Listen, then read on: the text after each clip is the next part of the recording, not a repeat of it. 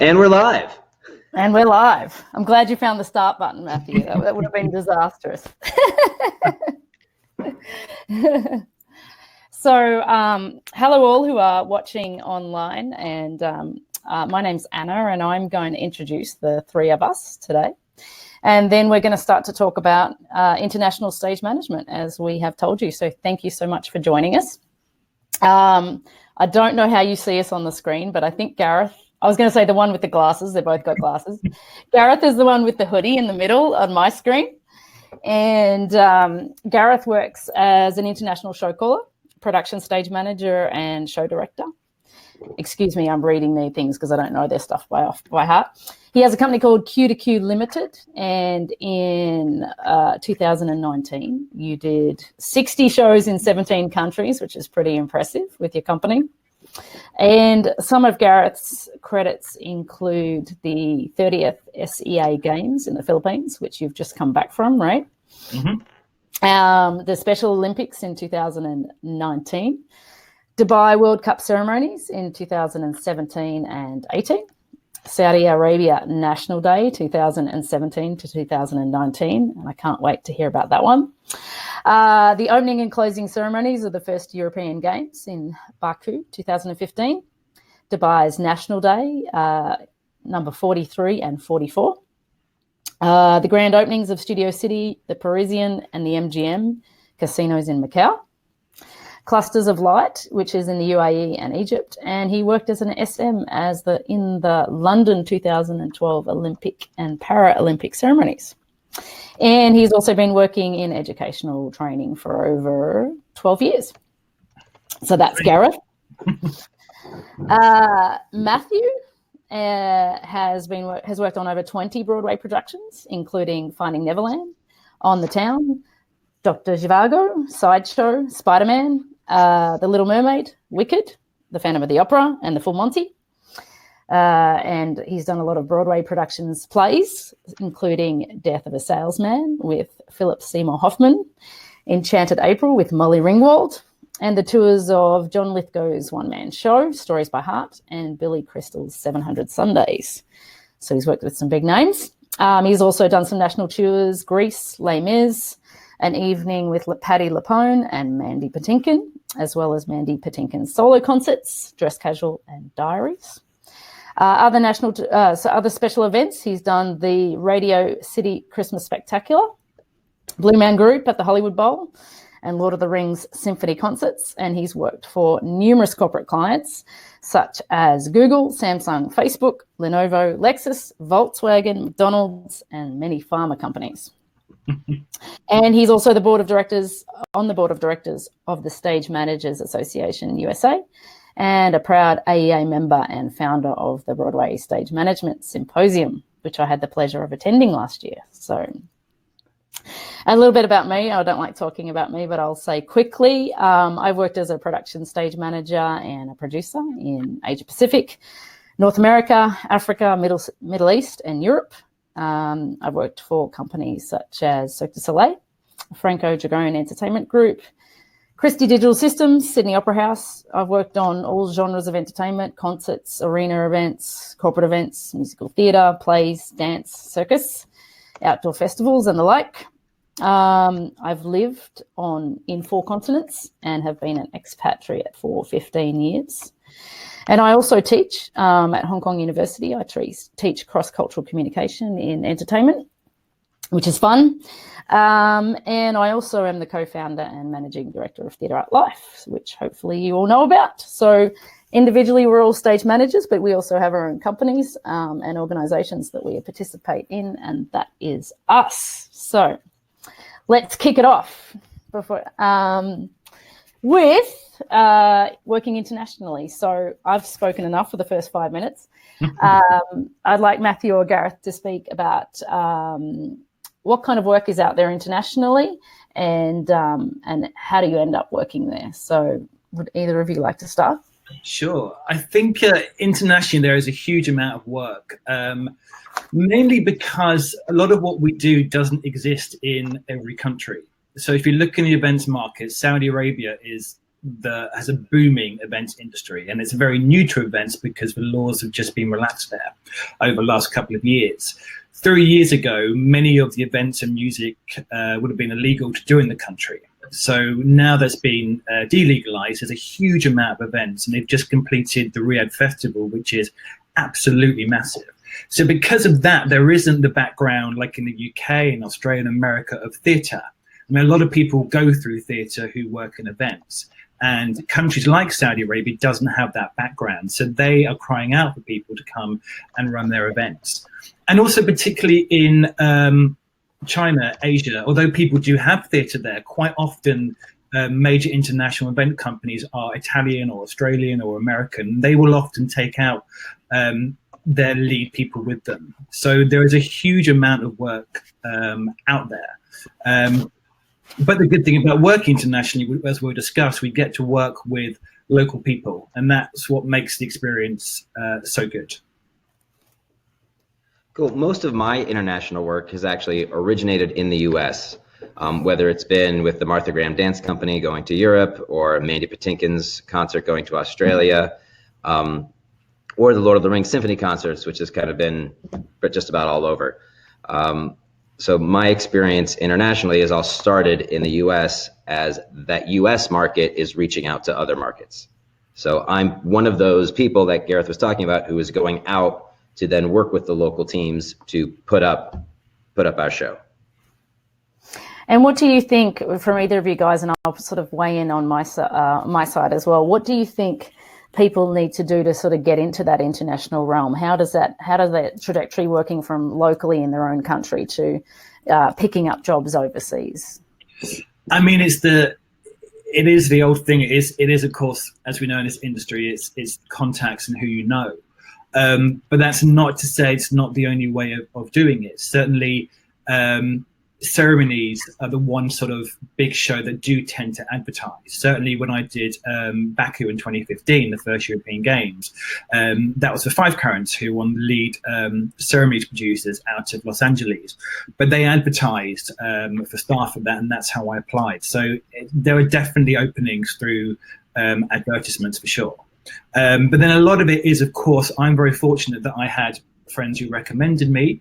I then got to work with producers. Those producers moved agencies, and I kept working with multiple people. So it's definitely about contacts is so important, but there are, of course, always jobs that are advertised. And one of those places you can find those advertised is on the job boards at Theatre Art Life. It's one of the few places that I've actually seen advertising for international jobs. I also teach here at a university in the suburbs of New York City, and have often asked, where can I find work? Where can I find work? And the standard places that we're looking here, Playbill, Offstage Jobs, things like that, don't necessarily get that international attention that I have seen in the job boards on a place that serves the international community like Theatre Art Life does. But like Gareth was talking about, in any type of work in stage management, it is all about people. It is all about your network, friends of friends of friends. And if you do want to work internationally, you want to cultivate the relationships with people who work internationally. It's the same thing if you want to work on Broadway, you want to try to cultivate the relationships that are going to be with the people who are in the industry or the specialization in the industry that you want to get to. And that requires a little bit of work, working your network online and trying to put yourself in places to meet those people, whether it's reaching out via a Facebook message or a Twitter message, or like what you're doing now and joining this webinar. Now suddenly all these, right now 53 people from all over the world are on this webinar in the chat room chatting away. So this is one place where you're in the right place to start. However, I will also say you need to give yourself the opportunity as well. So get your passport. Like if you don't have it and you want to work internationally at all, get it. Don't wait for the job, because someone's going to call you and say, hey, you want to go out to, to Dubai and come and do the show with us? You're like, yeah, that'd be great. Okay, can you get on a plane tomorrow? And you'd be like, no. And then that ship literally sails. So be available. It's I use sports metaphors all the time. It takes opportunity meets talent. When the starting running back goes down, the backup is in. That's your opportunity. And if you have the talent, that other guy doesn't get the job back. Exactly. When opportunity meets talent, that's the recipe for success.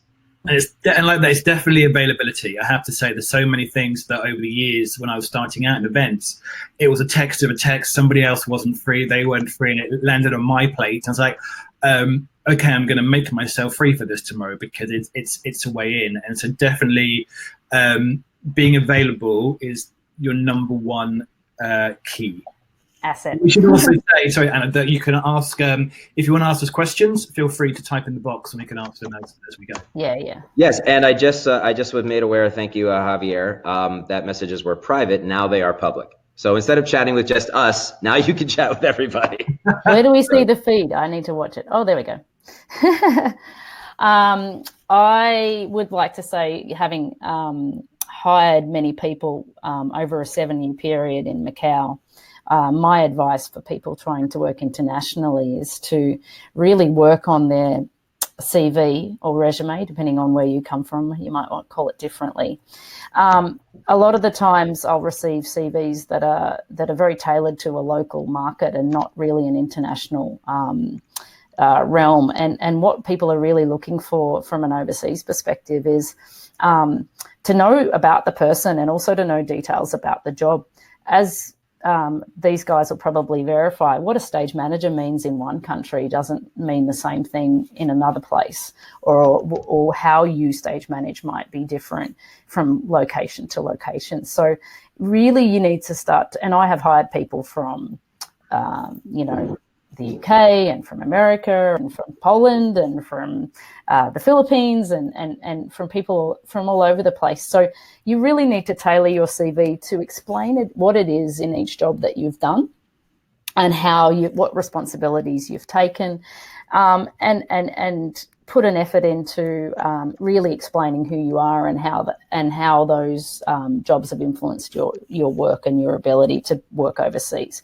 If you have worked with a lot of different cultures, even if you've been working in America or Australia, and when I worked at the Sydney Opera House, I worked with many multicultural groups that were coming through the Sydney Opera House. So highlight that skill set if you've worked with different cultures and groups, because that's something that is an asset.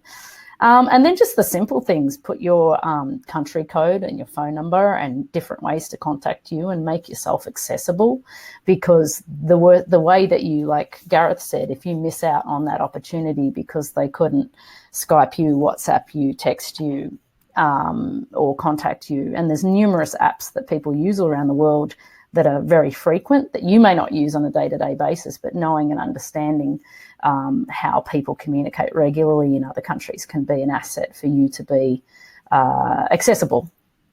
Sorry, I was going to pick up on what you were saying about different terminology. The best example of that really is in the circus world, which you've done, Anna, of course, is the general stage manager title, which to me, I went, what does that mean? You're generally stage managing? But actually, in my world, that's the equivalent of the production stage manager. You're the head of that team. But I hadn't, until I heard that term, I had no idea what it was. I thought you perhaps turning up and maybe doing some work, but actually you're the leader of that team.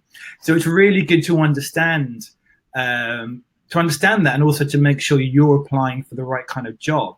And even in theatre in the UK, which is a different structure to Broadway, we have a very unique title that you have the stage manager being the head of a team, of course, but the show caller is known as the deputy stage manager, which is quite weird because you are actually the theatre show caller, but then you have ASM, assistant stage managers. So it still means a theatre show caller, but it's just a very unique term to the UK. And I'm not even sure what that is, Matt, on Broadway. Is it a calling stage manager? How do you call it?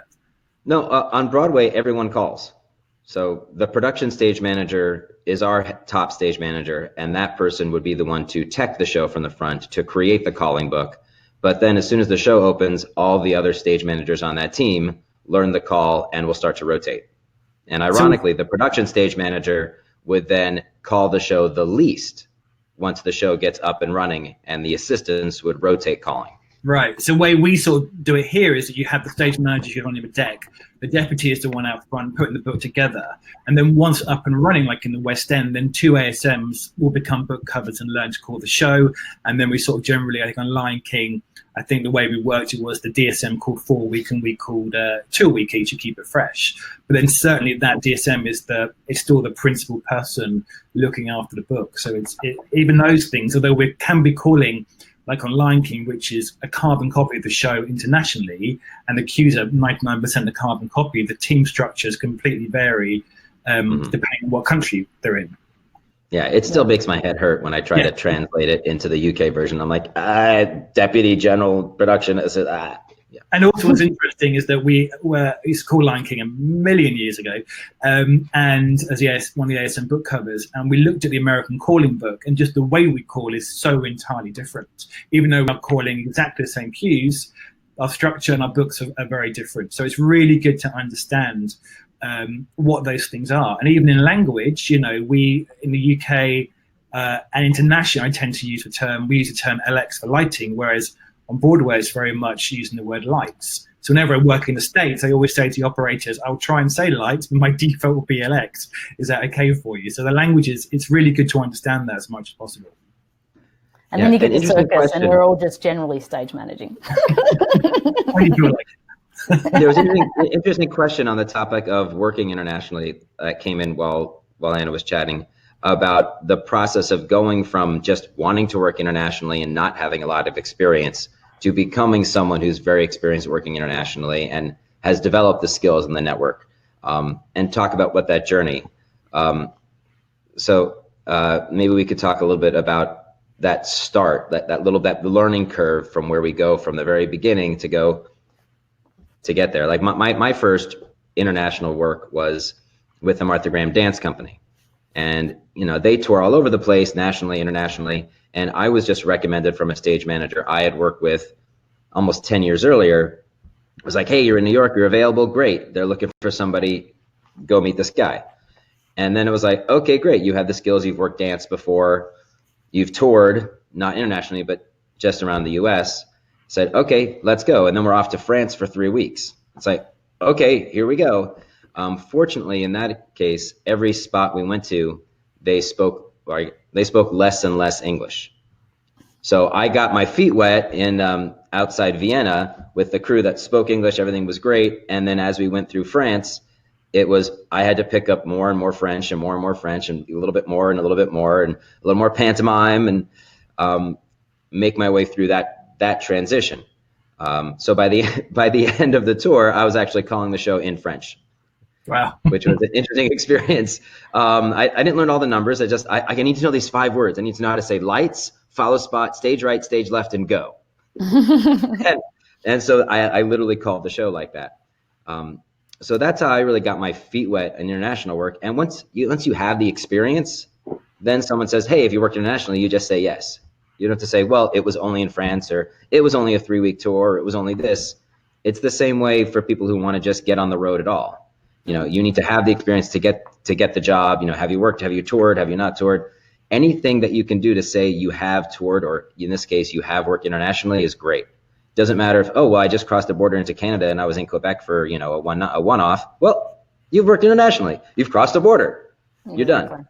I think the biggest lesson that I've learned from, and as the first thing I did was in Bangkok doing still one of the biggest conferences I've ever done, which was literally a testament of strength and baptism by fire, is definitely the language is different in the sense that people may not have English as their first language. Now, I'm fortunate in most stuff I do, being Olympic ceremonies, that kind of stuff, because the teams are international, English becomes a default language.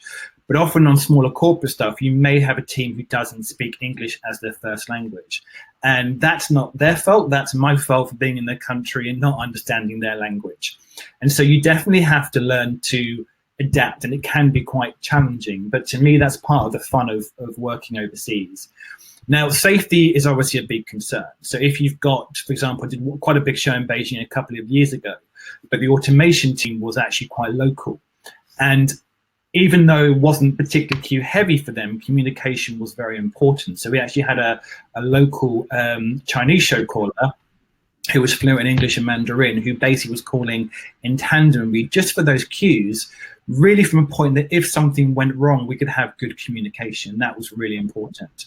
But with the basic stuff, like if you're doing a corporate conference, if you're just, concerning with sound cues and lighting cues, although it's obviously very important it goes right, you can't actually kill anybody if the sound goes wrong. So it's really important to understand how you're going to work together. And it's really, and I've learned that so much actually needs to be done off comms. So when you go and meet the operator, you sit down with them and say, what do you want me to call this so it's clearest for you? Whereas my default might always be sound cue 1, cue 2, cue 3.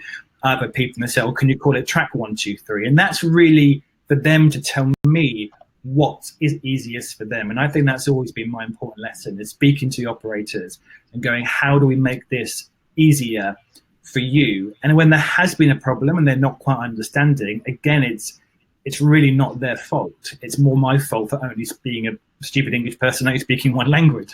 My friends speak about 5 or 6 languages without even thinking about it. So I will go to the operator and say, right, what do I need to do to make this clearer for you? And that's definitely the biggest lesson I've learned from working internationally. I have that exact same experience just in corporate events everywhere I've been. I come from theater, but not everyone I work with comes from theater. So it's, how can I call this that helps you? The video person says, I have this cue, I have this cue. It's like, I'll say video, I'll say VTR, I'll say playback. Doesn't matter to me as long as I can communicate the information and what I'm going to say, and then it's off to the races. Yeah. Just don't do anything till I say go. Exactly. And how have you found doing Cirque from Vegas to Macau? How is that different in what you've done, or has it not? Well, no, definitely. I mean, there's got to be some ability to communicate outside the normal English language. And definitely, even within the Cirque environment, there's people that English is their second language because they come from all over the world. Cirque recruit from everywhere. Particularly in Macau, I think the funnest and most interesting thing is a lot of the time we end up making up our own language. We have our own terminology for things. And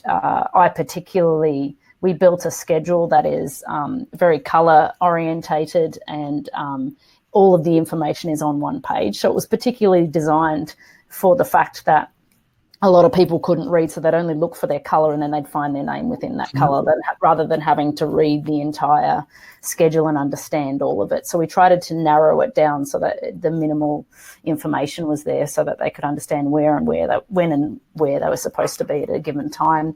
The other thing is that we had the fortunate ability of the House of Dancing Water is an aquatic show. So underwater, there's a whole lot of signals that you learn as you communicate underwater for scuba training. And those are non-verbal signals. So one of the clears that we have in underwater is to tap your head like this with your fist, and it says, I'm okay. And that then came out actually of the water. And for people who were, as I was creating the House of Dancing Water and I'm giving instructions over the microphone, I would say, do you understand? And the signal then outside the water became, yes, I'm okay. Yes, I understand. Yes, I know what to do. And so we were able to fast track the creation because we had these non-verbal signals that we started to use between us to communicate. And you're in a very loud, very distant environment. And it's not a very intimate theatre because you've got a big space, you've got meters in the air, and you've got to have the ability to communicate. The other one is, if people wanted to stop the show, they'd cross the arms and give that to the booth. And that showed us, we have to stop the show. There's something going on that I'm not seeing, or somebody's injured, or that sort of thing. So that's the way we really adapted, and that becomes very fine-tuned over a long period of time. So when new people come into the show, you go, here's the terminology that you need to understand the show, and here's the terminology that we communicate. So that worked really well. Great. I found early on in my international work that I did a lot of pantomime, a lot of gesturing and this and pointing. And now one of the easiest tools that I found works is Google Translate. And it's not going to work in the heat of the moment calling a show, but as am I working with people and prepping and tech rehearsals, trying to communicate in Sao Paulo, Brazil, doing an event with the light board operator, trying to describe which lights I want up. I'm like, those, the Fresnels, those. I'm like, wait a second. Take out my phone. Yeah, translate to Portuguese. Okay, that. It's like, okay, oh yes, okay, good. You know, whatever. Yeah. It's so true. I did a show in Rome years ago, but it's before Google Translate, and I literally turned up and I did turn to the French producer and say, "Why have you employed me for? Nobody here speaks English." And he even sent me an email prior to say, "Do you speak any languages?" I said, no, just English, and even that's challenging some days. And I got there, and it was an all Italian crew, and besides saying ciao, I couldn't do anything. So we had to literally, fortunately, a graphics op came in who was English, so I could kind of leave them to it. So I sat myself between lighting and sound, and we had to use hand signals to make it happen. It sort of bumped its way through. But now, yes, Google Translate. I did a show in Kiev a couple of years ago, last year, football thing, and the lighting operator had never worn comms and didn't speak a word of English. So we managed to get through pointing and Google Translate to work out what it was we needed. Because with that, again, there's no safety concerns. So we just bumble through and get the show ready because we don't really have any choice at that point. Yeah, my favorite. One of the takeaways. Sorry, go ahead, Anna. So one of my favorite. I think that it's not even sometimes English doesn't work. And one of my favorite stories to tell is I was in the middle of China in a place called Wuhan, and some people even who might be listening might know of the show. And I was helping finish the creation, and I was on the comms, and I had said to some people who are the ASMs who are Chinese, I'd sent 2 divers around to the back of the stage to go to the vomitories, and there was one on the east side and there was one on the west side. And I waited a few minutes, and I said to the stage managers, have you got your divers on the vom yet? And they said no. Well, one of them said yes and the other one said no. So I was like, okay, well, I'll wait a little longer. And 5 minutes later, have you got your divers on the vom yet? No. And so I'm just like, how could they not be there? I mean, even though they had flippers on, they should be there by now. Like, they don't need 10 minutes to get there. So I sent somebody around to see what was going on. And the divers were there. They just were next to the vom, not on the vom. And so I realized that the way I was communicating was incorrect because the Chinese were taking my question so literally. Are the divers on the vom? No, they're not. But they were next to the vom, and it was close enough. So a lot of the times I've had to, I always ask myself, am I asking the right question? Am I being specific enough, especially when English is a second language? And do they understand? You know, I have a lot of Australianisms that I have in my language, and they just don't fly at all. So I have to go back to the proper English to communicate sometimes. So. What were you going to say, Matthew? I was going to say, given that we've talked about the challenges of language, that then leads to challenges of schedule, because you need to allow time to establish the protocols, nonverbal, verbal. You need time to translate. Even if you have a translator, there's a time delay. So when you're coming on board to an international project, be aware of the time frame that you have. Oh, I have 4 hours to rehearse this section. Well, that 4 hours that you would use in your home country, that's going to translate to maybe 3 or some variation thereof of actual work time when you're out of your home country. So adjusting your mindset to what that time is going to be like, I think, is an important takeaway. Absolutely. I think with that, scheduling in general becomes very different, particularly if you work in the Middle East. You have to factor in prayer time to your scheduling. So, you know, in the Middle East, they pray up to 5 times a day. So generally, if you're doing a day of rehearsal, you're probably going to encounter prayer times about 3 times during that. And it varies where you are to what you can do. For example, in Saudi Arabia, it's pretty much you must stop work completely. Generally, in the Middle East, in Dubai, Abu Dhabi, you can continue working, but you have to allow your local cast to go and pray, of course. That's very important. You can continue working, but the most important thing is you don't play any music. So it's understanding that is really important. As you know, and as you know, when we're running rehearsals, we're always checking what time is prayer time, because it's illegal, and obviously we want to be very respectful, and we always put on the daily schedules the prayer times that day so everybody is aware of what is going on. And so you have to factor in, of course, prayer times change every day by about a minute, so you've got to make sure your schedule reflects that, and you have to make sure that your cast that need to go and pray can pray and doesn't into their meal breaks, etc. So it's a really important thing to factor in that you never have to think about, certainly in the UK. But that is all sort of definitely part of the fun, for sure. Or change your entire schedule because the royal family decides to turn up that day and you've got to do something completely different than what you planned. It definitely happens a lot in I think definitely the working in some parts of the world. Definitely there is that element where people may turn up and you have to change whatever you have to change, and say royalty turn up or VIPs turn up and you need to show them. So that's what we do. We just react and we do it whenever we can. Well, we had an interesting schedule issue when I was working on a theme park in Germany one day, and they had brought a bunch of us in as kind of the last push to get the theme park opened. And we were alerted that it was going to be immigration raid day the next day. So anyone without a proper visa was told not to show up. So it was like, okay, here's our enforced vacation day.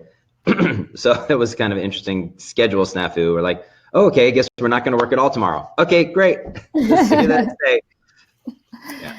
I think definitely, sorry, and definitely I've experienced a lot in certain parts of the world where we can do a beautiful schedule, but on the day it's like, no, we're not going to come now because we have to go and do this. We have to, and it's completely. I've been waiting for full rehearsal at 4 o'clock, and suddenly that cast group's not coming because of a reason, political reason or whatever, and you just can't do it, or the school's not letting them out. So it's definitely, I think as Brits, we like it definitely very regimented. We know it's coming for rehearsal, but certainly overseas, it's not going to be that way. And I think definitely you have to, it's not letting your standards slip, but you have to be prepared that although you planned everything that 4 o'clock, you're going to have 400 jellyfish rehearsing for this segment, depending where you are in the world, that just may not happen. And it's not because of anyone's fault. It's just because they have other priorities and they're going to be late. And so you just have to learn to adapt, and some things may be out of your control. But I think definitely adapting to those situations overseas is very important, and understanding situations culturally. For example, I think generally anyway, we don't shout and swear as stage managers. It's not what we do. But in certain parts of the world, that is completely unacceptable. You know, you do not swear at all to people in the Middle East, for example. It's just a pure respect. And it's so important to understand those cultures. And I think understanding culture is really important because there's some, even in some cities, there's a little bit of discrepancy. For example, in the Middle East, in Dubai, you can raise the flag on the flagpole during the national anthem, whereas in Abu Dhabi, you have to raise the flag in pretty much silence. You may be allowed a drum roll, but you can't play the anthem until the flag is up. So it's really important to understand these things. And obviously, yes, ultimately you'll be informed, but the more you can understand the culture, you actually end up sometimes advising your creative team to say, oh, we did a show here last time, we understood the protocol to be X, Y, and Z. So I think it's definitely understanding the culture and where you are. And particularly in Manila, we just had the SEA Games. A very simple thing we were told is after the anthems, we need to announce for people to sit down because they will wait for that before moving on to the show. But your local teams are what becomes so important, because I think one of the best things about doing this job internationally is that you get to work with local teams. And even if we go over as a big international team, often the ASMs will recruit locally. And it's working with those people, enjoying their culture, finding out where they live. They take you out for dinner in restaurants you would never have heard about. It's fascinating. But these will be the ones that will inform you and say, yes, culturally, we can do X, Y, Z, or culturally, people won't pray here, they'll pray. All the little things that you wouldn't understand and you certainly wouldn't get from a guidebook. Working with local people is what makes the job absolutely fascinating. And I think the big takeaway from what you're talking about is those stage manager skills of flexibility. And knowing that you don't know. You know, there are a lot of things you're working at home. You understand culture, you understand the unions and the labor laws and all that stuff. But when you go internationally, reminding yourself that I don't know how it works here. So when I get thrown a curveball, that's the way it is. Now I have to be flexible and adjust. So that takeaway for me from what you were talking about is kind of the most important thing. Knowing I don't know, be flexible enough to make those adjustments on the fly. Yeah. And then Rusty actually just chimed in on a question in the chat about that. Like, are there places we can go to get that information ahead of time? Or is it about in pre-production, like making sure to ask that question? Like, hey, any cultural specific things I need to know before I'm jumping in here? I mean, generally it will come, I think the main source is producer will get the information from the client, and they, your client is the one who ultimately will have the decision on what is exactly right and what is wrong for sure, because we always default to the client and going, what are we supposed to do here? Because they're local, they know what's going on. But I think it's generally from conversations. It's because ultimately it's we'll be informed by the client, the producers, exactly what the protocol is. But just from conversations like these is really fascinating, because I have friends who work around the world in different jobs. Whenever we meet on jobs, we always end up discussing what challenges we've faced and what's happened. You just tend to pick things up. And like I know from working in China so much that really turning your back to the VIP and chairman is just not a done thing. So it's just picking up those bits of information is just through conversations and talking to each other is really, really valuable. Sounds like a lot of active listening. Yeah, I think so. But also, I mean, I recently did a project in the UAE in the Middle East as well, and I realized when they were talking about, we were doing an event, and I was more of a producer than a stage manager on that, and they were talking about this permit and that permit and this thing that needed to be submitted, and I was like, hold on a second, I'm going to screw this event up if you leave me in charge of this, because I have no idea what the local protocol is. So let's get an event person in who does know how to tick all those boxes, because if you leave it up to me, I'm not well versed, So we got somebody in who could then tell me, okay, we've got to take care of this, and we've got to take care of this, and we've got to take care of this. And then that was easily, rather than me discovering by default and screwing up the event, we could tick those boxes with somebody who'd done the events quite locally. So I always sort of seek out somebody who, even if it means hiring somebody, just get somebody in to help you make sure that you don't screw it up, and then you look good because they help you. Yeah, that local translator or that one person on the crew who actually speaks your language and their languages, you can pull information and glean it from them, much like sometimes in theater you have to do with your director. Directors don't always know how to ask for what they need from their stage manager. So that active listening of like, oh, they said that, but that kind of means that, and it makes me wonder about that. So then ask the question. If someone says, oh yes, yesterday at siesta we did this, that, well, I'm sorry, wait, siesta, does that mean we all have to take a break? What does that really mean? So digging a little deeper and not taking anything for granted.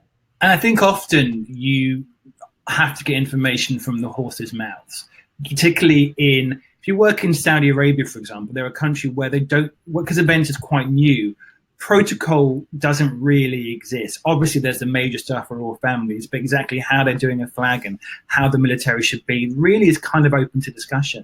But I have found many times that somebody will come to you with saying this is what they're going to do, but until you sit down with the military, they will then tell you, no, we can't do that because of XYZ. We can't do that because that can't happen. And for example, forgive me if I get this wrong, but in Saudi Arabia and Riyadh, what we encountered on National Day this year, please quote me if I got this wrong way around, the military weren't allowed to play the national anthem live if the royal family weren't in attendance. So we were able to use the pre-recorded anthem, but it was only able to be live should the royal family turn up.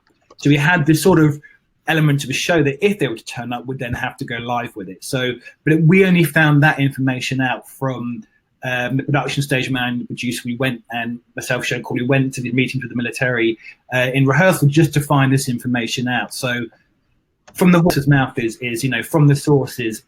So it's a very British saying, sorry if you don't understand that, but from the source of information is the best place to go to really find out what we can do. Good. There's a few practical questions about working overseas. Should we bash through those that we see them on the? Sure. One of the early ones that came in, I think, was about visas and passports. Yeah. The question is kind of a very difficult situation to answer. It depends on what country you're coming from and what country you're going to. Elizabeth wrote, if you're working for one company abroad and then switch to a different company, do you need a new visa? That's generally, if your visa is applicable to the work that you're doing, then the answer is yes. For example, in Macau, when you are hired under a blue card, you are hired under that company and you cannot switch to another company under that card. However, if you go into Macau and you apply for a white card, which is a temporary residency, then you can have some flexibility, but it can take some time to get that residency. In Hong Kong, you can be on a primary visa holder, but you have to be employed by a company, but there's flexibility and there's business visas and there's different things. So, there's many different ways to get visas or transfer visas, and once you're in the mix of it, then you start to understand. But I can answer more specifically if somebody wants to email me on particular countries and visas and things like that. One good thing to do is if you're, there's certain agreements in the Commonwealth for people to go to Australia or Britain, and if you're under 30, for a period of time, sort of as a visa-free waiver thing for a couple of years. So there's numerous ways to get yourself overseas. When I left Australia, I literally packed my bag and I didn't have any opportunity. I just moved to London and I did some really shitty work over there. So, but that's got me started in my international work, because I just applied for it was at the time, and this was a long time ago, so it was a 2-year exchange visa, and you can go in there and work. So it depends on what you're doing. But if you're being employed by a company for a full-time position, then they're going to generally take care of your visas. If you're coming in and out of a country for a short period of time, sometimes people do not worry about getting you a visa. And it could be a little bit sketchy and dodgy if that's the case. And you then need to choose whether you're up for that or not. I've had that experience, actually, Anna, going into Sao Paulo for just a 2-day event. And I was told quite specifically, all right, go to the embassy, apply for a tourist visa. You're just going there to be a tourist. We're not out getting you a work visa, and good luck. We'll see you there. So yeah, it was a little dicey, and you're like, I'm not sure how I feel about this. I hope there's no issues, and there's no issues. And 9 times out of 10, going in for a short gig in and out, which I've done in lots of places, I don't get a visa, and it's not a problem. But it is something to be aware of if you're being asked to work internationally. Am I getting a visa? Do I need a visa? And if I'm not, who do I contact, if there's an issue? What do you want me to say? Am I saying I'm just here visiting friends? I mean, just to be really clear, because you're in and out, the idea behind the visa is that we're not taking work away from people who are local, but if you're coming in as a specialist to do something, some producers are not going to want to deal with it on a one-off event. Yeah. And, that's, you just have to be clear and calm, and, you're not going in to, destroy their economy. You're just there to do your gig. Yeah. Another question that Elizabeth has is, if you're working for a US company abroad, do you pay taxes to the host country or to the US? You pay tax to the US. Well, it also depends internationally as well. It can depend as well. So, for example, it's up to the host country. So, for example, for the SEA Games in Manila, we will have to pay tax in Manila. And that's taken out of our salary direct. It's a freelancer. It's a bit like, oh, that's our money. But actually, we will get, because so many countries have a reciprocal tax agreement, we will get a certificate next couple of weeks to say how much tax we paid in that country, and then you use that off against your tax bill. Where in Azerbaijan for 6 months, the country allowed us to not pay tax in the country. But that's something that on a big full-time job or a chunky amount of time, the production company and the producers will find out for you. Yeah, but as Matthew knows, actually, as my husband is American, even if you are living overseas and paying tax in an overseas country and you are an expatriate, you still have to tell America how much you're earning. And there is a certain bracket that they will tax you above that. So if you're earning above a certain salary, then you are still beholden to you don't escape if you're American, in short. you are always beholden to report to America. I'm officially expatriate from Australia for tax purposes, so I only pay tax in the country that I am in. Yeah. Yeah, we actually had that experience when I was on tour with Les Miserables, and we spent 6 months in Toronto. Now, granted, it's an hour drive from the US, but it's international. And because we were there for a certain length of time, the Canadian government actually taxed us. So we were able to apply some of that as a credit to our US tax return, but it is definitely something my accountant had to deal with. And I'm like, okay, well, this is how much money Canada took, so do what you can, and we actually had a lot of jokes on tour how Canada screwed us while we were there for 6 months getting taxed by the US and Canada. It's honestly very difficult to get good tax advice on an international scale as you're moving on often and on. Maybe it's different for you, Gareth, because you're always contracting out of your company in the UK. But for me, who's doing freelance and jumping around, there's certainly no somebody that says this is the rule book, this is how you do it. So you have to sort of make your judgment calls on each and every contract you take and figure out how that's going to play out in your local country for tax purposes.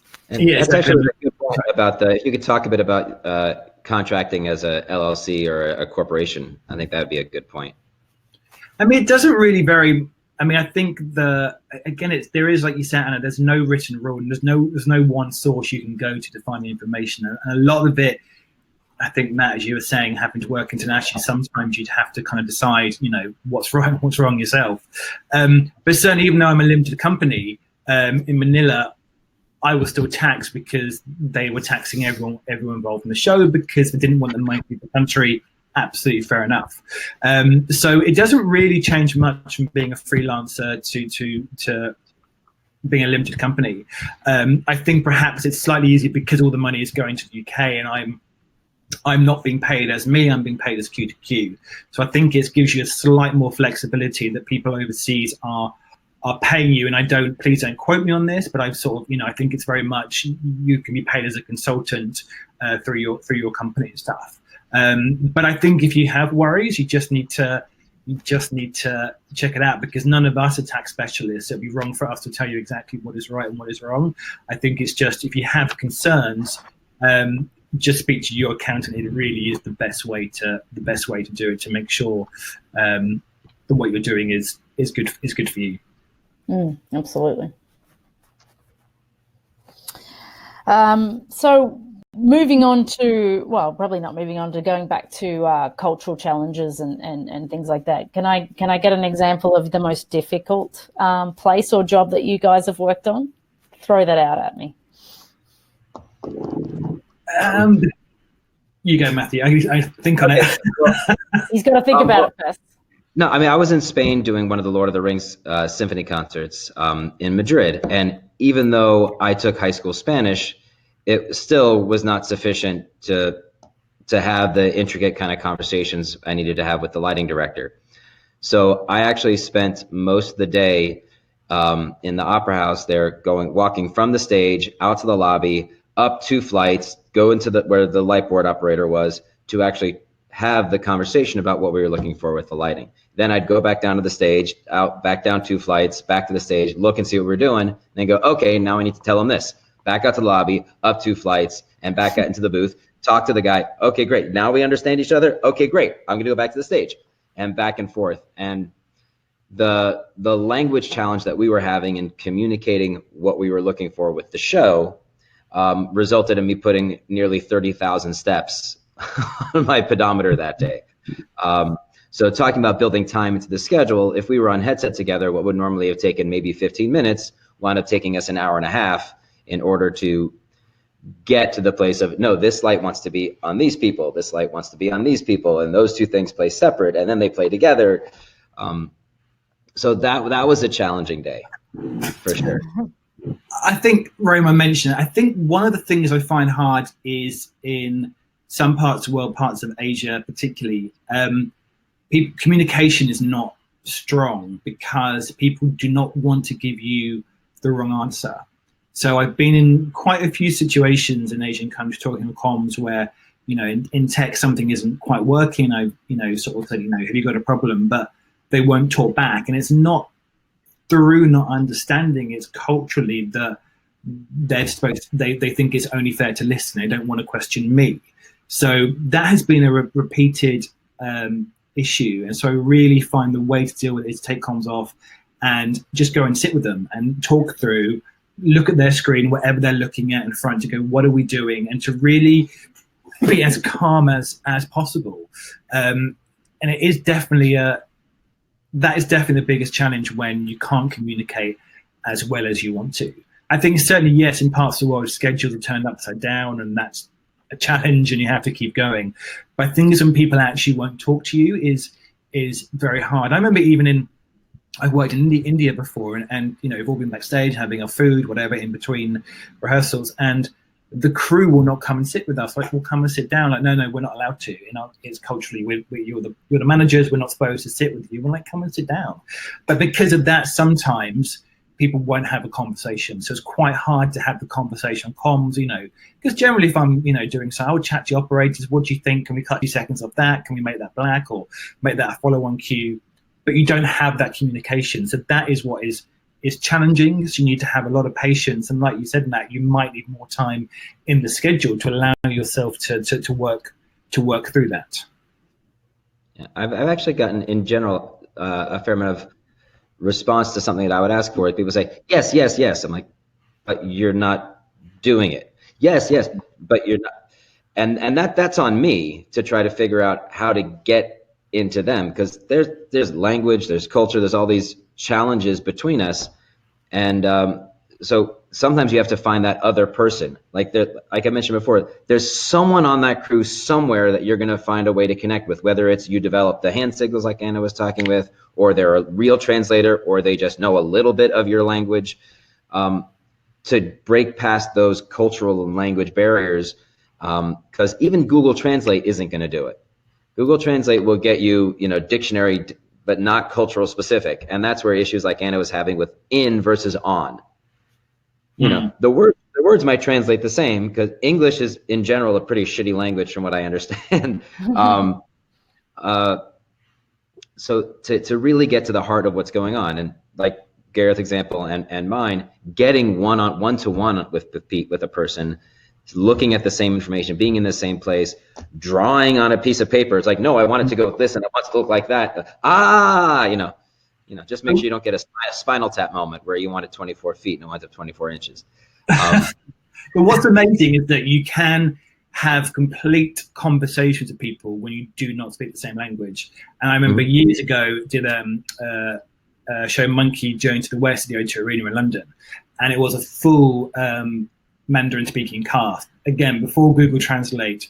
But by the end of like 2-3 weeks of show, we will be able to share jokes and have full conversations just by using our hands and gesturing. And it was actually quite extraordinary, the relationship you can build up with someone when you don't speak the same language. And that's what makes it all quite special. It's not ideal that visual automation operator, but from a cast point of view, it is quite amazing. Yes. And a great way to do that is, like you said, with food. Like going out to eat with your local crew is going to do wonders to build some connection and build some relationships. Just being at a restaurant or at the artist cafe, wherever you are, you'll start to pick up on some of the relationships, on some of the cultural specifics, the language. It's like, oh, this means that. Okay, great. And now you're going to take that thing you just learned and bring it back into rehearsal. I saw so from Caitlin coming saying it's quite hard to not offend people sometimes. I think the thing is, you just have to be patient, and they may feel, depending where you are in the world, but they feel very awkward that they're not doing a good job. And I've seen it recently where the crew were under a lot of pressure. They weren't using a particularly good system. It wasn't their fault. It was outdated, but there was a lot of pressure to get the job done. I can see they were working really hard, but there was a lot of pressure being put onto them. And I just happened to walk past and say, you know what, guys, how's it going? And they're like, we're so sorry. I said, stop apologizing. We know you guys are working really, really hard. It's chill. We're with you. We're on your side. It's, you know, we have to get it right, but you guys will get there. And that really face-to-face thing was, I think it's really important. When you haven't got a good language, humanity is really important, is to go and have that face-to-face to say, if you are feeling stressed, we're sorry from our side. How can we make it better? And because generally it will be people feeling like they're not doing a good job. And the worst thing you can do to anyone on our show team is someone thinking they're not doing a good job, because if they're worried about that, they're probably not going to do a good job in the show. So I think it's definitely patience and humanity will stop you from offending anyone. One of the things that I try to always ascertain very quickly is, and I think especially as you move from country to country, is there's such difference in opinions of what a particular role entails. Like, what is a technical director in this role? What is a assistant stage manager in this role? And so I'm always trying to figure out, okay, what do they see their role is, and is that what I expect them to be doing? Because a lot of the time you'll go in and it's nothing what you expect it to be. They don't act like a normal TD, or they don't act like a normal crew member, or they don't act like a normal carpenter or mechanist, whatever you call them. And so you're like, okay, so let me understand what their role is. Where are the gaps? And then how do I fill them? And like in any given situation as stage managers, you're trying to bring a team together. And a lot of that time is, a lot of the time you've got to sit there and figure out where those gaps are and how to fill them. And sometimes that ends up being you know, if you end up suddenly, you know, doing extra duties because there's a big gap there, then you do that. And that's always how I try to approach a new project, is like, what do people think they're doing regardless of title? Because at the end of the day, whoever's doing whatever is still got to come together and show. And we know the formula to make a show. And I often, especially the way that I remain chill, is like, I don't have the expectation that they're going to do more than they're capable of, and not let that be a frustration for me. So I was like, okay, this is what they're capable of, and everybody might be upset that they should be doing more or they should be doing that. But a lot of time when you're in a show situation that you've got to deliver very quickly, there's no time to lament over the fact that that person can or can't do that capacity. You've got to find who can, and if that's you, and fill those holes and make the show happen regardless of what everybody's capacity is, to make that, like you said, make them feel valued, and like everybody wants to do a good job generally, though you do have to take into consideration that from culture to culture motivations are very different, and there are some places that you work where there are distinct class divides, and so some people's motivation to work isn't there because we go into the industry because we're super passionate about it. Some people are there because they're getting a paycheck and they don't have the same investment or passion at that. And again, that's not their fault, because if you're working in a country that is extremely poor and they need a paycheck and they're just trying to feed their family, they're on a different wavelength than you, and you need to understand that and work with that situation, and make sure that you're trying to culturally understand where they're coming from as they come to the gig. And that's something that, one of the things I try to understand is first understand myself and my own culture and the biases that I bring to the table, and my also what I consider as very good fortune. I grew up in a wealthy country. I was fortunate enough to be educated. I grew up in a safe family environment, and all of these things set me ahead of many other people on this planet and many other people that I've worked with on this planet. And so I have to have empathy for that. Having said that, being a woman in certain parts of the world is very difficult to work in. Being a mother is difficult to manage my family life and this kind of work. So I also have my own challenges, and so I have to also be wary of those as I approach the job. I think you hit on a few universals in the world of stage management. So no matter where you're working, emotional intelligence, empathy, these are really important parts of your skill set. And if you don't have to worry so much about judgments going into a new location, if you're approaching it from that perspective, you know, people are people, and at the risk of quoting Depeche Mode, just. You go in and you're there to do a job and to work with these people and to work as a team and lead the team to create a product, whether it's a show, an event, a spectacular, whatever that is. Which kind of leads me into, we've had a few questions about training coming in, how to take that step, where can you go? And that's the same in any type of stage management training. Your soft skills are the real root and the basis of what are going to make you a great stage manager. You can come in knowing nothing about how an automation system works in, out in Dubai or in Asia or in Europe, and learn that very quickly, at least the things that you need to know as a stage manager. I can walk into any ballroom with any AV crew set up anywhere in the world, and in a couple of minutes figure out what you need me to call something and how something works and how to make that happen. If I have the proper soft skills and the right approach, emotional intelligence, empathy, sympathy, understanding, and I'm approaching it from that perspective. So as you're trying to build your skill set, those are the things to grow and build. No matter if you're working in small theaters, if you have no theaters, if you're working as a stagehand, those powers of observation and those people skills. And then as you travel internationally, there are opportunities to meet other stage managers everywhere and anywhere you go.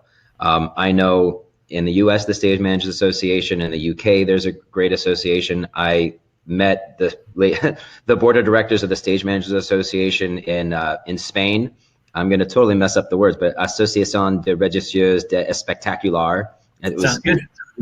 Hey, whatever. I know I bastardized it, but it's really cool. There are online communities of international stage managers everywhere. I know the Canadian Facebook Stage Manager Group is really awesome. Shout out Canada.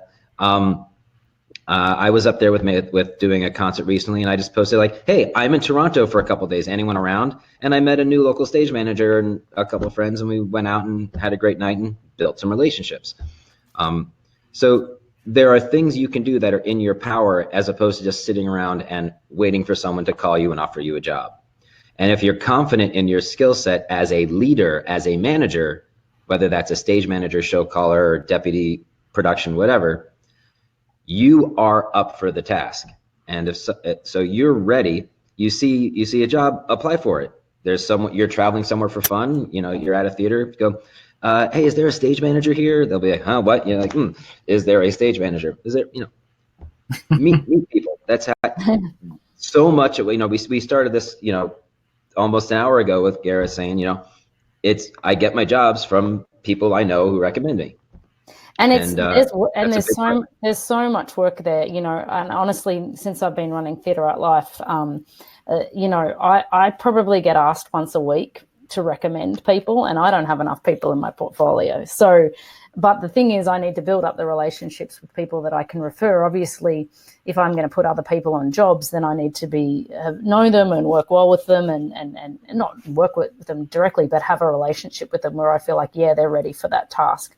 And I think you're going to get 68 resumes coming at you. I want them. Bring them. Send them in to me. I'm running out of people. Because I'm, seriously, I think one of the things I'm very passionate about, especially in this Asian region, there's a lot of people, there's a lot of upskilling that needs to happen in this area, and there's a lot of shows coming in, and there's a lot of people that do not have the ability to run high level shows, and I hate money being wasted. I hate seeing money being wasted on shows that could be better, and I actually have a strong belief that stage management are key people in making a show successful, especially when they're involved in the creation of it, and whether that be a short or a long-term running show. I think they're a grossly underestimated key part of that process, and good stage managers can really help make or break a show, especially in this cross-cultural environment. So I've got a question from Sharon. Hi, Sharon, because I know you well,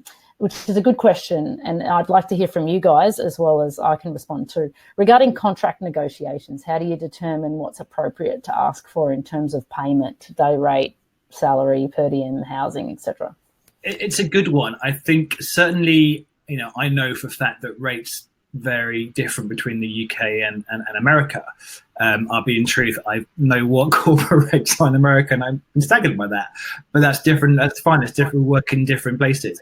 But what you'll find generally is that people, we work roughly the same amount of money. So generally, I think talk to your peers and kind of go, what should I charge for this? I know, for example, when I left theatre in the West End, which is paid quite well, but it's not the level of Broadway. And I was told what to charge for an event. I was kind of in shock. I can't charge that. But no, that's the norm. You need to be charging that because it keeps rates the same. And the worst thing you can possibly do, and I know this from experience, someone's been doing it recently, is if you think, well, I want to get ahead, I'm going to undercut everyone.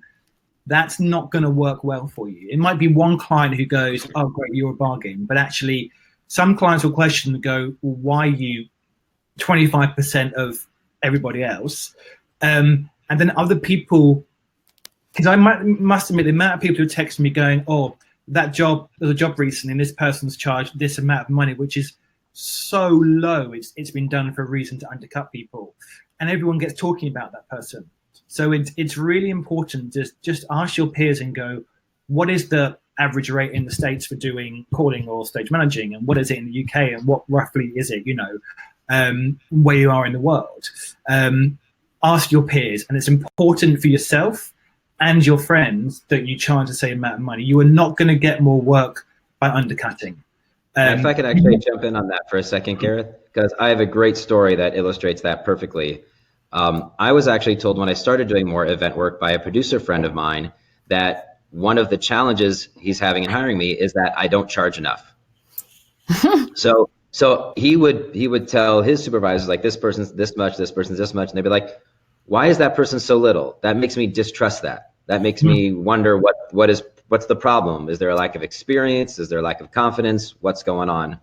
And I actually, on the flip side of that, I got a job because the person who was on hold for that job was charging too little, and the executive producer felt sketchy about it and said, I don't know if I trust that, but if Matt's available, then let's release that person and hire Matt. Because it shows you don't understand the work. And ultimately you have to also think it's if you are, because so much of stuff in the UK for me is like, or me and my team do now, are one-day jobs. And it may have been that event company have worked on that job for 6 months, a year, but it's only a one-day job. And I'm very fortunate Q2Q is a preferred supplier now for a couple of really big event companies in the UK, which is fantastic. And they know we're going to get someone we trust. Because you have to put someone in to that position who is potentially client-facing, not going to get a rehearsal, but who is going to be able to carry that show. And this show, I don't know, I have no idea on budgets. I'm not a producer, but let's say this one-day show was a couple of £100,000. If you have a bad show caller, you can really make or break that event. So there's a reason why we earn good money, because we have a lot of experience and are able to cope with those pressures. But certainly, as Matt, you're saying, if you're going around undercutting, people are going to think, well, clearly you don't know what you're doing. And the same thing is, you want to ask your friends and peers, because if you go way too high, then it's seen as money grabbing, and this person again has no idea. So I think asking your peers is definitely the best thing. And then also you're asking about per diem and housing, etc. Well, housing, etc. Generally for any overseas jobs, then the client is paying for flights and accommodation. If you want to do this job and expect to fly business class and first class, no one's going to pay for it. So rack up your air miles, because I've had it happen once. One flight to Singapore. I have two companies. Like, we'll fly you business class. I was like, woo! I have two agencies who do it, and they're fantastic. But generally, it's so expensive, you can't expect it. But they will be absolutely looking after that.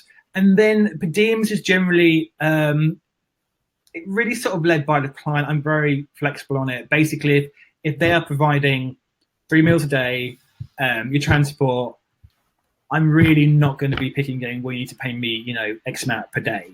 I think that's just my thing. If you're getting no food and stuff, absolutely. If you're being looked after, then I generally will ask the producer and say, what's your policy? Are you doing per diems this job or are you not? And they'll generally will say, it's X amount per day, or we're not doing it, but we're going to give you 3 meals a day. So it's to have a conversation is to be sure. But also I know I'm always going to negotiate. The client may say, oh, you're doing such a long period, can we knock down a day prep or bits and bobs? And you need to be fair, but obviously do what is best for you. If I can speak from a more of a resident, like moving to country situation, because you're talking about sort of going to a job and coming back. It's very important if you're looking to move countries and relocate to do the research on what the cost of living is in that part of the world, because what might be reasonable for you in your own state or country might be actually a steal, like it might be not enough for, to live in Dubai is very expensive. You don't pay any tax, so you can take that into consideration. But if you're still fiscally responsible to your own country, then you've also got to take that into consideration. So there's always a number of factors that you need to consider. And then also, some companies will offer a housing allowance, some will not. And some people will offer, like you said, catering in certain situations and stuff like that. So it's really important that you understand, especially if you've got family or partners. There's a lot of people that moved to Macau and maybe early on especially and didn't realise that their partner, if they came under a blue card and had a visa and their partner they could come too, which is fantastic, but they can't work. They're not allowed to take a job. And then that becomes, I was going to have them work too, and we're going to rely on a double income, and suddenly that's not a reality. Or they do not acknowledge same-sex relationships, so their partner cannot come. And that can become a difficult situation from a relationship standpoint. So there's so many different factors when you're actually trying to relocate that you've really got to put your research in and obviously talk to people who actually live there, who from an expatriate environment, and how much does school cost? To live in Hong Kong, which is where I live now, is super expensive on a rent situation and super expensive for school. So when it comes to charging for freelance work, I have to take into consideration that me and my husband, I have to earn a certain salary to live in that part of the city. So even if I am going to Dubai or anything, if you're going to hire me out of Hong Kong, you've got to pay me this rate because I've got to earn a certain salary to live in that part of the world. So there's been many different factors there. So I always say, if you're looking to move overseas, we do a lot of research. There's a few websites out there that says, costofliving.com, blah, blah, blah, blah, and you can plug in how many dependents you have and, that sort of your kind of living conditions, and it'll tell you how much you spend a year in that country, and that can give you a good idea about what kind of salary to ask for. Anytime I've asked a question about payments, everyone always wants you to put a number on it. And I know we've kind of skirted that a little bit, in part because it's different. It varies a lot. But what I will tell you is every single person who is offering you a job already has the number in mind that they want to pay you. They've created a budget and they know what they're looking for already before they ask you. And they're asking you to see if A, I can fit it in my budget, or B, can I get you for less, right? If you throw out a number and it's under their budget, but it's in that range, not to get into what Gareth was saying earlier about undercutting, they'll be like, okay, great. And you just may have left $50 a day, $100 a day on the table. So in any negotiation, if you can get that person to give you the number first, it puts you in a better bargaining shape. Or what I often do is I give a range. I was like, well, I've worked recently in this type of position in this sort of a range. And then I've had someone say, okay, well, we can do this. And that's right in the middle. I was like, okay, great, I'm good. Or they come in at the low end and I'm like, all right, well, that's a little low. Could you do a little higher? And then we start the negotiation process. Or they come in at the top and it's like, okay, great, we can fit that right in we can fit that number. Like, all right, great, I got the top end of my range. So there's a few negotiation techniques that you could use. And if someone says they don't have a budget for it, then you can start asking questions about why you're producing a show in a foreign country and you don't have a budget, and now I'm concerned, right? And then you can do your research on that person and that job to see if you want to take it or not, which you may or may not. There could be tons of reasons that might be above boards. There could be tons of reasons that you shouldn't take that job. But the process of negotiating and figuring out what that number is for you in this situation can be challenging and can be scary. So if you do have networks you can turn to, and you know what, if you have a specific situation, you want to get in touch with one of us, I'm sure we could try to guide in a little more specifics. Like if it's in the US based corporate event, I could tell you one example. I was doing a event in Las Vegas and I'm here in New York, and there was a huge snowstorm. The other stage manager on the show couldn't get out. I'm in the airport, my flight's delayed. I'm talking with the producer. All right, we need to hire a deck stage manager, someone who can be in Las Vegas tomorrow, okay, and who is West Coast based. I'm going through every person I know out west. Everyone's busy. I go into my pocket. Oh, look, there's some cards from the last time I was in LA at a stage manager's event. I start calling people. Hey, yeah, I'm available. I haven't done a lot of events, but I'm available. I do theater. I can be there. Okay, great. Here's the producer's number. I'm taking off. Goodbye. Well, that person asked for their day rate, $250 a day. And the producer was like, immediately, because she also came from theater, was like, wait, you come from theater, right? She's like, well, yeah. It's like, okay, that's really low. I'm gonna offer you $700 a day. So that vast jump, fortunately, she was negotiating with someone who understood that perspective and the needs met. But you can have those conversations with your peers to figure out what that rate is and to find something that actually is right for the industry, is right for the venue, the city, and is right for you. And if they call you up late, charge more. Yeah, I must admit, on the flip side of that, I mean, I have because I'm with a company, I have set rates. I'm laughing because I know there's a few producers online who know me well. I have set rates for countries, and they're pretty much the same. But I have a rate that's in the UK. You got that squealing, or is it just me? I can hear that as well. I have a rate that's in the UK, and I'll turn my speakers down. I have a rate that's in the UK, and I have a slightly higher rate in parts of the world, depending where I'm going. But so international work is slightly higher. But I keep it consistent for me, just because I am a preferred supplier to a number of agencies. But that's how I work. It's slightly different from a company. But I think, as you've all said, yeah, absolutely talk to your peers and find out what is acceptable. So you're not putting yourself out of work by charging way too much, and you're not undercutting. Cool. I thank you for posting that book, Anna. That's great. I'm going to definitely check that out. We need agents. Not stage managers don't have agents. So that I'm going to read Never Split the Difference. That sounds great. Brilliant. Anna, we can't hear you. Nope. See your lips moving though. Gareth, do you hear? No, just you. Okay. Well, we can jump into something else here. There was a question about unions earlier. Have you run into any union challenges? I think unions are the only time I ever encounter any union issues is working in the States, because the unions are very, very strong in the USA. Generally, any events work in the rest of the world, unions have never become an issue. And it doesn't affect my working. It's just to understand that in the States, the overtime is a big factor. And I know I did a show like the show I do every year in California.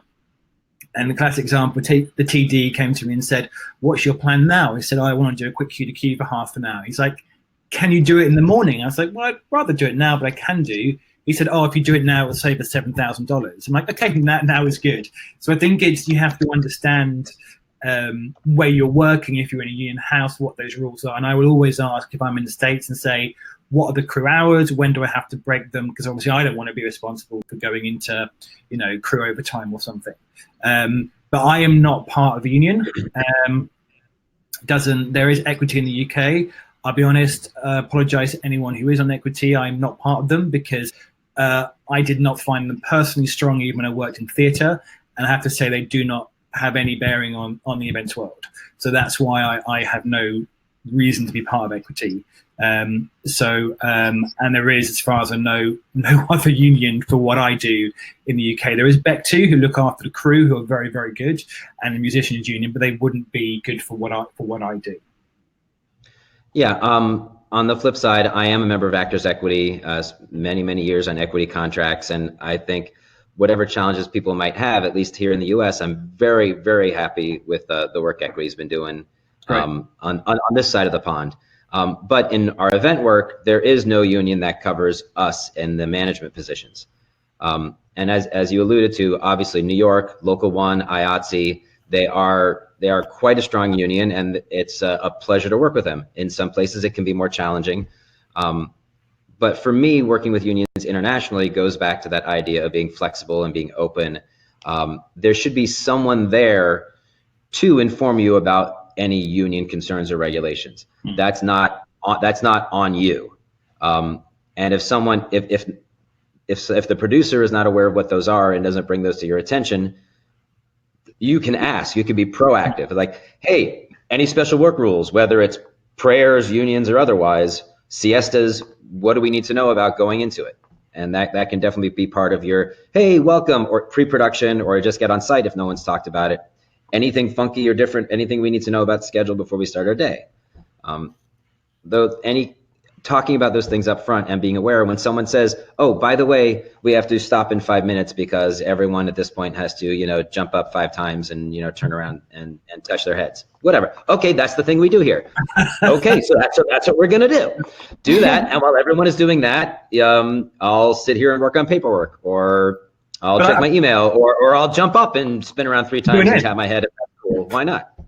But I think that's actually as important. Can you guys hear me, by the way? Yes, we can. Welcome back. Okay, good. But I think that's as important as finding out cultural stuff with the union stuff. And it's no point in saying, well, I didn't know why we're stopping for. Have the I did a big conference in LA this time last year, and we had running about 5 or 6 different rooms. I was overseeing them all.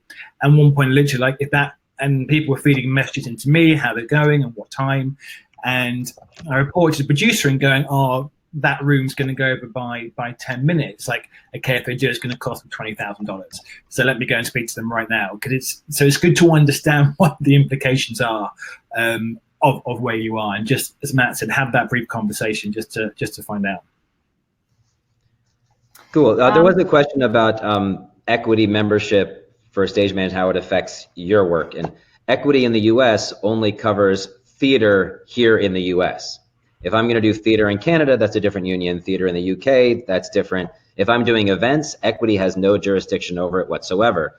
Equity also doesn't cover dance or opera. Radio City Music Hall is a different union. So it is its own lane. So it doesn't affect the other stuff. I just saw a question from an old friend, Serge in Dubai, saying how important is it to have a showreel as well as a resume? I think for what we do, no. I do one for the company, but I think you have to be careful with showreels not to show work that isn't yours. If you're doing this whole beautiful show, and it could be misconstrued that you did a part of that you didn't do. So I think if you do it, then it's important to be very specific on what your part was in that. I think photos is probably just as good. And I think if you're more of a creative person, yes, I think your show was more important. But generally, just be careful in what you're showing that you did. Having said that, though, I think it's really important, as going back to the international CV, and I was just speaking to Laura actually the other day, is that to add links to the companies that you have worked for, and also perhaps if there is an online trailer, say, for example, I worked on the House of Dancing Water, so on my CV is the trailer of that.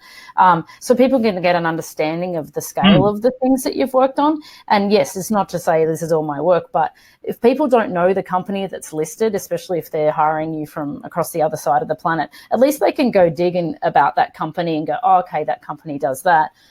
They make shows of that scale and you did that. And so when you've got your little description of what you did on that show or with that company, then they can piece the pieces together. And that's sorry. And so that just, I'm quite passionate about having an online profile, but I also run an online media site. So, but I think representation is very important, and especially when you're, people are so visual these days. So just reading resumes, when you're reading hundreds of resumes every day, if something stands out, like having a link to a cool video or having a link to this, that can be something that sets you above. Having looked at a lot of resumes in my life, that's something that can just set you apart in terms of entertainment value. Not only needs to be an entertaining CV, but showing really what you do from a visual perspective is a handy thing. You're going to say something, Gareth, though.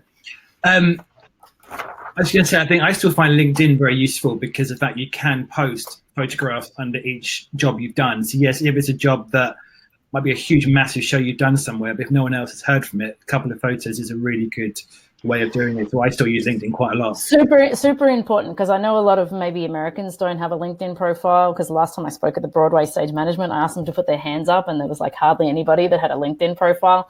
It's for international work. There is lots of people that look at LinkedIn for work. So build your LinkedIn profile. Also make sure it's consistent with what you have in your CV, so it's not old and outdated. Keep it updated. And also make sure that your social media representation is clean, because I tell you what, when I got a CV and I want to find more about that person, I'm Googling you and I'm finding out anything I can about you before I bother spending 2 hours trying to get in contact with you, call you, set up an interview, do all that process. Time is precious, and so what you have online is important. Well, that's exactly why we had that session on social media for stage managers at the Symposium last year. Yeah, exactly. I have a closed personal account, and I have the company Q2Q Instagram account. So work is one, life is another one. So. And you do a very good job of your Instagram account. I'm always entertained, Gareth. Cool. I did want to chime in just about the resume CV issue for a moment. And for me, when I look at resumes, the most important thing are the people you've worked with and the places you've worked with. I tend to counsel to shy away from the visual, because that isn't really an accurate reflection of your contribution. But as Anna said, scale is important. So what those venues are, where they are, who the producers are, what are the companies you work with, so that I can find it, so that I know what that scale is. If I'm looking for someone to do a stadium show and they have some stadiums listed on their resume, that tells me what I need to know, more than the fact that if there were 20 performers or 200 performers, or whether there were fireworks or not. So for me, that's more of what I'm looking for, is make those connections with either people or venues that are similar to what I'm looking to hire. And it sounds really, and I'm sure nobody in this chat would ever do it, but it's so important to not beef up your CV with false things. I still hear of it. And be very careful with the wording. I had somebody, and I won't name the ceremony in case someone's here connected with it, whatever, but I called a very large ceremony in a not too distant past, and a friend just got in contact from that country saying, "Oh, you called that show, didn't you?" I said, "Yeah, opening, closing. You were the only caller." I said, yeah, only one caller. And somebody had sent a CV in. And obviously, if anyone knows sort of games and Olympics and ceremonies, there's also the victory ceremonies, which is the medal awarding, which has nothing to do with the opening and closing ceremonies. And this person had been the show caller of that.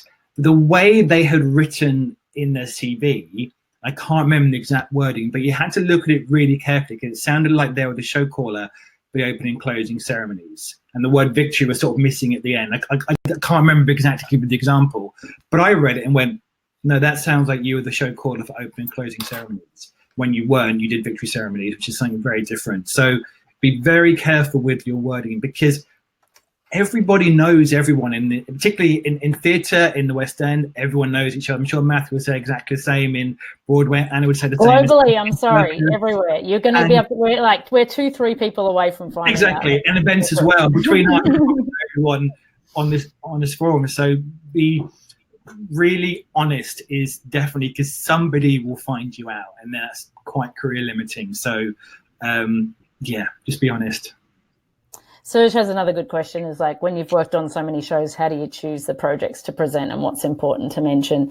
That's a very interesting one for me, because I work as a producer, also as a stage manager, and I'm a bit of a jack of all trades. I do the work, whatever it is.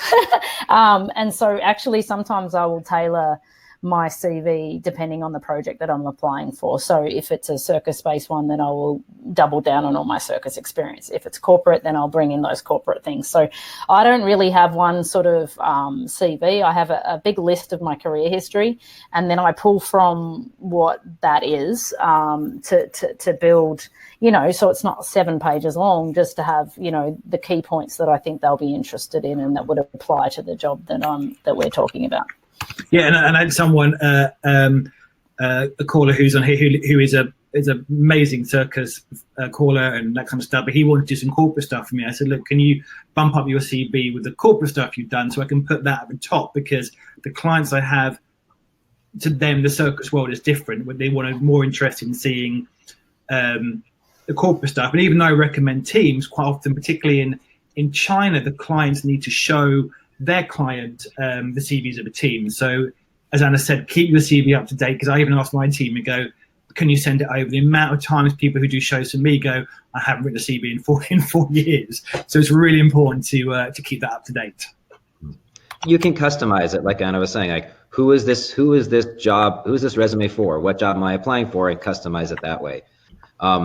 For me personally, at this point, I'm taking credits off my resume that start to double information. If it's the same producer, or if it's the same type of show, or if it's the same position, I don't need to have the same thing 3, 4, 5 times. And so that's one of the qualifications I use for taking things off, because any resume that's more than 1 page is too long. 1 page, that's it. If you can't fit it on there, the font's either too big or you're more information than someone's going to read. Cool. Well, we've done an hour and a half, so I think we've done pretty well. I think we should just open it up to anyone who's still online who is wanting to ask any questions, because I think we should wrap up quite soon. We have another one, though, just tomorrow, this time tomorrow at 9 a.m. New York time. And that's going to be on Showstops, which is all of our favorite discussions. And we all have very, very different stories with regards to that. I've probably stopped shows over about 250 times in my life. So it's a fun one for me. And we're going to do some other webinars between February and 18 to 21. So we'd love feedback on ideal times and topics. So if you, again, Anna@theatreartlife.com, you can always email us with suggestions. And we'll talk about what you want to talk about. We definitely have a whole list of things we want to talk about, but we want to make sure that everybody's on board with that. And if we've kind of tailored it, I think it's mostly suitable to the New York time people, but we're happy to jump around some time zones to let people from other countries participate at more reasonable hour. So it's 2:30 in the morning in Australian time right now, so I'm still doing God okay. Bless you. You're rocking it. You're rocking it. I also just want to give a shout out. We also do an annual webinar as part of the Broadway Stage Management Symposium. So I'll shoot out the link there for people who are interested. I think we've had a few people here who have attended that in the past. So want to give a shout out there. Check it out. Fantastic. Gareth, do you want to put a plug in? No, I don't have anything to plug. Like you did put your, even though it says you're Matthew Stern, you did put your email. Yeah. If you have any questions. Yeah, feel free. If you want to follow the Instagram, I'll plug that. It's at Q2Q Global. The website needs updating. That's my job next week. But Instagram's up to date if you want to message on there or just follow. Yeah. I'm just going to write feedback, questions. We have gotten a few questions about, will the webinar be available again? Will we be sending out a video? We're going to work on the right delivery system, but yes, we do want to make it available. If you missed part of it, want to watch it again, we're just going to put our heads together on the right way to get that to y'all. Yeah, we had discussed about hosting that on Theatre Art Life and finding a way to get that. We've just got to figure out the download. Matthew's got to sort that out because it's his webinar platforms. I've got to figure out how to download it and get it available to people. So, so definitely, especially if you miss tomorrow, we're going to keep putting these out and make them accessible for anyone who wants to watch. Amazing. Wonderful. Thank you for watching. Yes, thank you for joining us, and we really appreciate you participating. It's fun for us, and it's good that so many people joined us. Amazing. Cool. All right, I'd like to look forward to seeing you two tomorrow, and hopefully many of you online. Yeah, we better write our notes for the show stops. I better pull out my file. All right, bye guys. Thanks everyone. Thanks, gang. Peace. All right, now I have to actually officially stop it. So for those of you who are still hanging on and not signing out, you're going to watch me stop this somehow.